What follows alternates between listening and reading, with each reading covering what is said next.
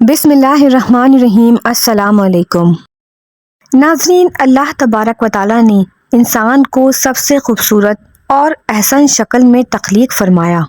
تخلیق انسانی میں اللہ تبارک و تعالیٰ کی قدرت کے بے شمار جلوے اور نشانیاں ہیں۔ اللہ تبارک و تعالیٰ نے انسانی جسم کو بنا کر اس کو روح سے روشن اور منور کیا۔ اب جب تک یہ روح انسانی جسم کے اندر ہے، انسان زندہ ہے، اور جب یہ روح نکل جائے گی تو انسان مر جاتا ہے، اور ایسا اس وقت ہوتا ہے جب انسان کی زندگی ختم ہو جاتی ہے۔ لیکن کیا آپ جانتے ہیں کہ انسان ایک ایسی بھی زندگی جیتا ہے جس کے اندر وہ روز جیتا ہے اور روز مرتا ہے؟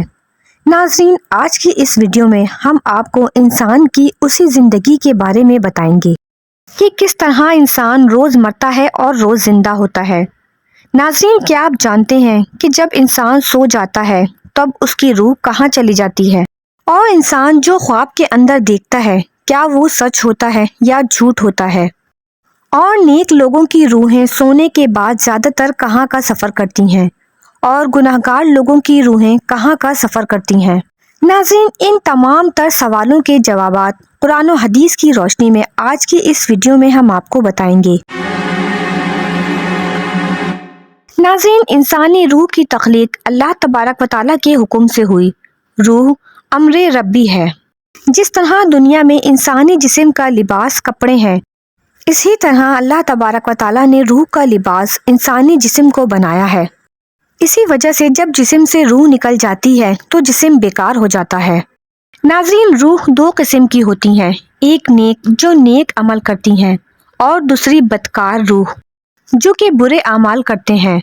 انسان کو جو بھی خواب آتے ہیں یا وہ خواب میں جہاں کہیں بھی جاتا ہے، اس میں انسان کی سوچ اور اس کے اعمال کا عمل دخل ہوتا ہے۔ اگر نیک روح ہو تو اس کو خواب بھی اچھے آتے ہیں اور اس کو خواب میں نیک لوگوں کا دیدار ہوتا ہے، جیسے کہ رسول اللہ صلی اللہ علیہ وسلم کا دیدار ہونا، یا صحابہ کرام کا یا اولیاء کرام کا دیدار نصیب ہونا۔ اور اسی طرح جب نیک روح خواب میں سفر کرتی ہے تو اس کا سفر بھی نیک جگہ پر ہوتا ہے اور وہ خواب میں بھی نیک لوگوں کو دیکھتی ہے۔ اسی طرح جو بدکار روحیں ہوتی ہیں وہ برے لوگوں کی طرف مائل ہوتی ہیں۔ ایسی روح پر شیطان کا قبضہ ہوتا ہے۔ ایسے لوگوں کو جو بھی خواب آتے ہیں وہ شیطانی ہوتے ہیں، اور ایسے لوگوں کے خواب قابل قبول نہیں ہوتے۔ ناظرین، جب انسان سو جاتا ہے تو اس کی روح جسم سے نکل جاتی ہے اور سیر کرتی رہتی ہے، لیکن اس کا تعلق جسم سے نہیں ٹوٹتا، اس کا تعلق جسم سے باقی رہتا ہے۔ ناظرین، روح بہت طاقتور ہوتی ہے۔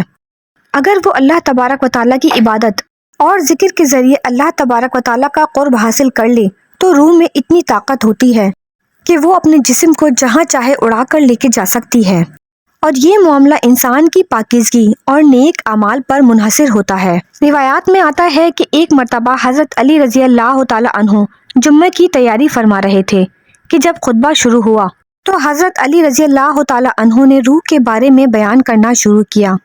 اسی دوران ایک شخص کھڑا ہوا اور پوچھنے لگا کہ اے علی رضی اللہ تعالیٰ عنہ، جب انسان سو جاتا ہے تب انسان کی روح کہاں چلی جاتی ہے؟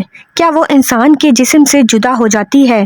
تب حضرت علی رضی اللہ تعالیٰ عنہ نے ارشاد فرمایا کہ تمہارے جسم اور ہر انسان کے جسم میں جو روح اللہ تعالیٰ نے ڈالی ہے یہ 3 حصوں میں تقسیم ہے۔ روح کا پہلا حصہ انسان کے جسم میں ہی رہتا ہے، اور روح کا دوسرا حصہ انسان کے جسم سے باہر یعنی عالم برزخ میں اس کو دیکھ رہا ہوتا ہے، اور روح کا تیسرا حصہ انسانی جسم سے اس وقت نکلتا ہے جب انسان سو جاتا ہے۔ اگر انسان نیک اور اللہ تبارک و تعالیٰ کا فرمانبردار ہے تو اس کی روح ایک ایسے عالم میں چلی جاتی ہے جہاں اللہ تبارک و تعالیٰ نے جنات اور انسانی روحوں کے مابین ایک رستہ بنایا ہے۔ یہ نیک روح جب اس مقام پر پہنچتی ہے تو انسان کو خواب آنے لگتے ہیں۔ وہاں یہ نیک روح وہ سب کچھ دیکھتی ہے جو اس دنیا میں آگے ہونے والا ہوتا ہے، اور اگر انسان بدکار اور اللہ کا نافرمان ہے تو ایسے انسان کی روح اس کے جسم میں ہی قید ہوتی ہے اور اس کو نیک لوگوں کی طرح کوئی خواب نہیں آتے۔ اگر انسان نیک اور اللہ تبارک و تعالیٰ کا فرمانبردار ہوتا ہے تو ایسے انسان کو اللہ ایک خاص قسم کا علم عطا فرماتا ہے۔ اس علم کے اندر ایسی طاقت ہوتی ہے کہ انسان جب چاہے جہاں چاہے جا سکتا ہے۔ لہٰذا جب انسان اللہ تبارک و تعالیٰ کو راضی کر لیتا ہے تو اللہ تبارک و تعالیٰ انسانی روح کو ہر قسم کی قید سے آزاد کر دیتا ہے۔ اس وقت اللہ تعالیٰ انسان کو ایک خاص قسم کا علم عطا کر دیتا ہے جس کے ذریعے وہ جب چاہے جہاں چاہے جا سکتا ہے۔ ناظرین، حقیقت یہ ہے کہ انسان کے خوابوں اور روح کا تعلق اس کے اعمال سے ہے۔ تو اگر انسان کی سوچ اچھی ہو تو اس کو اچھے خواب آتے ہیں، اور اگر انسان کی سوچ بری ہو تو اس کو خواب بھی ویسے ہی آتے ہیں۔ اللہ تبارک و تعالیٰ سے دعا ہے کہ اللہ تعالیٰ ہمیں نیک اعمال کرنے کی توفیق عطا فرمائے اور ہمیں رسول اکرم صلی اللہ علیہ وسلم کے بتائے ہوئے راستے پر چلنے کی توفیق عطا فرمائے۔ دوستوں، کمنٹ میں آمین ضرور لکھیے اور ویڈیو کے آخر میں ایک بار درود پاک پڑھنا مت بھولیے گا۔